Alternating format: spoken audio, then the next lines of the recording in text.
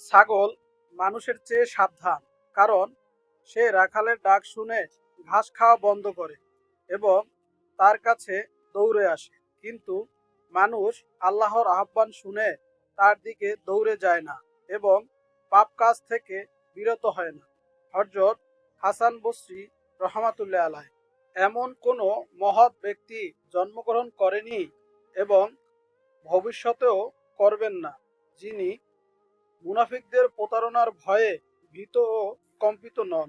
হযরত হাসান বসরি রহমাতুল্লাহ আলাইহি আল্লাহ যাকে হেয় ও ঘৃণিত করেছেন, শুধু সে দুনিয়ার ধন সম্পদের প্রতি আসক্ত থাকে।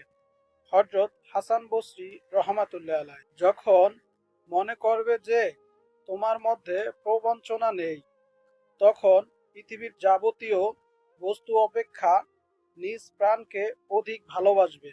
হযরত হাসান বসরি রহমাতুল্লাহ আলাইহি এক মুহূর্তকাল দুনিয়ার অনাসক্তি হাজার বছরের রোজা নামাজের চেয়ে উত্তম।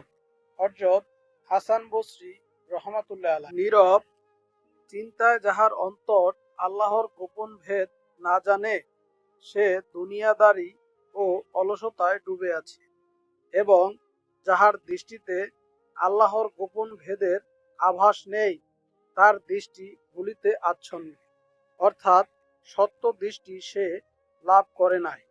হযরত হাসান বসরি রহমাতুল্লাহ আলাইহি।